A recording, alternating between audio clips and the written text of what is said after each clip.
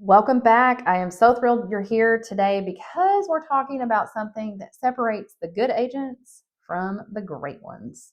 We are talking about scale, specifically how to handle 20, 30, 40, 50 transactions at the same time without having a complete mental breakdown and losing your mind.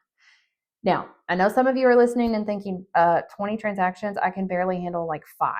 And that's okay. That is perfectly fine. That is exactly why we're here and why you need to hear this. Because the strategies I'm about to share are not just for high volume agents, they are for anyone out there who wants to grow their business without sacrificing their sanity. So let me start by busting a myth. And the myth is that handling more transactions means working more hours. Wrong. If you want to double your business, that you need to double your work time. Wrong. That is absolutely false. Okay. And here, it's actually the lie that keeps agents stuck. But I want to give you the truth. And the truth is the agents who are successfully managing 20, 30, 40, 50 transactions, they're not working 80 hours a week. They're working smarter, not harder. And they're not trading time for money. They've built systems. They've built systems that actually multiply their effectiveness without multiplying their hours. So how do they do it? I want to break down the 5 key strategies to help you do this. Strategy number 1 is standardization. Okay, this is going to be the foundation for everything. You absolutely cannot scale chaos. If every transaction is a unique snowflake, if you're reinventing the wheel every single time, you're going to hit a wall. And that wall is usually going to be about 8 to 10 transactions. So what does standardization look like? Okay, I want to break down what this looks like for you. So you have a checklist for every type of transaction. All right, buyer transactions follow the same process every time. Seller transactions follow the same process every time. Listing appointments, same script every single time. There's no guessing. There's no, okay, what do I have to do next? You follow a system. Now, I know that some of you are probably thinking, but every transaction is different and every client is different. And yes, that's true. But 80% of what you do is the same thing every single time. It's the same emails, the same phone calls, the same coordination, the same documents. Standardize the 80%, and you will free up your mental energy for the 20% that actually requires your unique experience. Okay? Now, strategy number 2 is batching. This is an absolute game changer. So instead of switching between different types of tasks all day long, you need to batch similar tasks together. And here's what I mean by this. So let's say that you need to send a listing update email to 5 different sellers. Okay. You don't send them one at a time throughout the day as you think of it. I want you to set aside 30 minutes, pull your email templates up, knock them all out at the same time. Okay. Your brain stays in email writing mode. You get into that flow and you finish in a fraction of the time. Now, the same goes for phone calls. Block out an hour for client calls. So make all of your calls back to back. You're going to find that you're sharper, you're more confident, you're way more efficient if you're just making calls sporadically throughout the day. Let's talk about showings. Let's schedule showings back to back. Review documents in batches. Update your CRM in batches. The key is to minimize context switching because, again, if you go back to, I think it's like episode number 2, it takes you 23 minutes to refocus after you've been sidetracked. Okay, so we're going to try to minimize that switching around. And every time you switch from one type of task to another, your brain needs that time to recalibrate. So batching eliminates that. Now, strategy number 3 is delegation and specialization. This is where a lot of agents, they resist this, but it's really, really critical if you want to scale your business because you have to understand that you cannot do everything by yourself and you shouldn't do everything by yourself. So I want you to think about what you're actually good at, what generates revenue, what you love to do, because for most agents, that is going to be client relationships. It's going to be negotiations and listing presentations and strategic problem solving. That's where most of you are going to shine, where you're going to add the most value. Everything else, somebody else can do it and probably do it better than you. Transaction coordination, document preparation, scheduling, email management, marketing, social media, all of those are tasks that should be and can be delegated. Now, I know that some of you are probably thinking, okay, I cannot afford to hire someone right now. Here's my question for you. Can you afford not to hire someone right now? Let's do the math. If you are spending 20 hours a week on admin tasks that someone else could do for $20 an hour, that's $400 a week. That's $1,600 a month. Okay? Now, if those 20 hours were spent on revenue generating activities, how many more transactions would you close? Even if it's only 2 more transactions per year, you've already paid for that help 10 times over.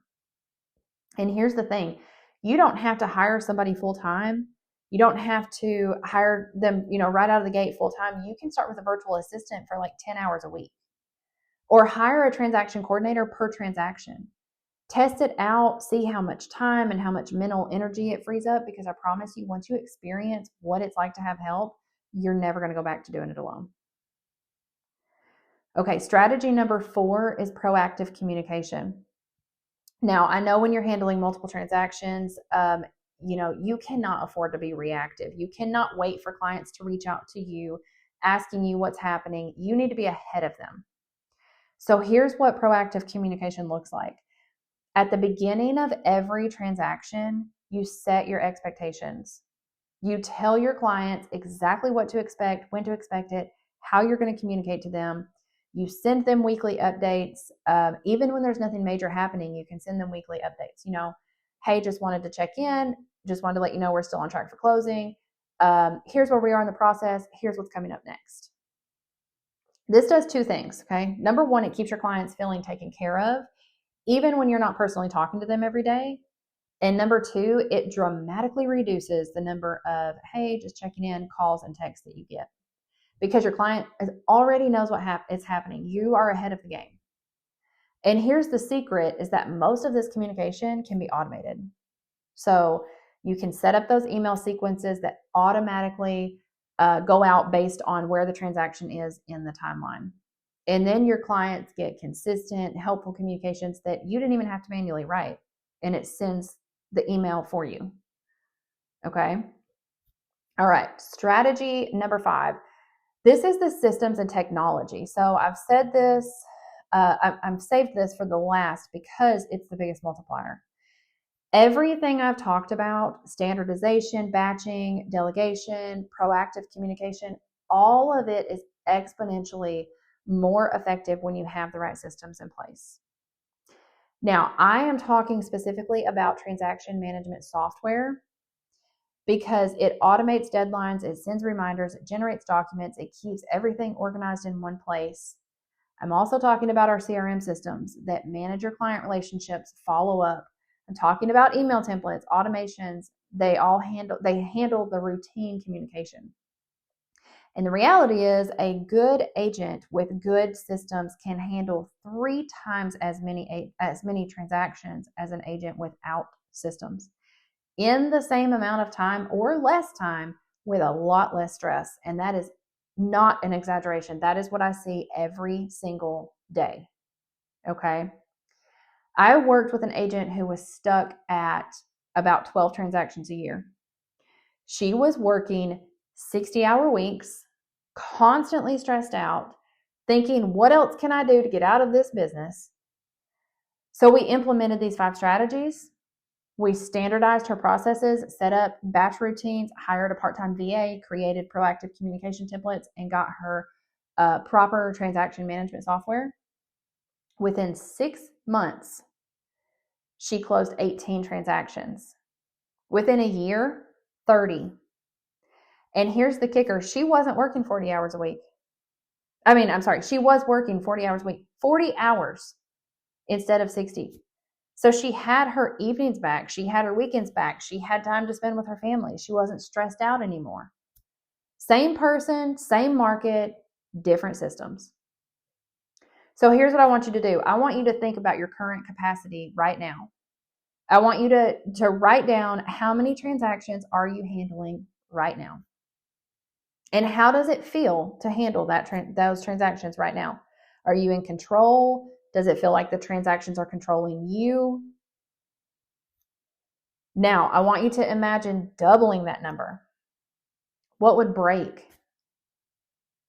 What systems would you need to have in place? What are all the tasks that you would need to delegate? Don't wait until you're drowning to figure this out. You build the systems now while you have the bandwidth to do it.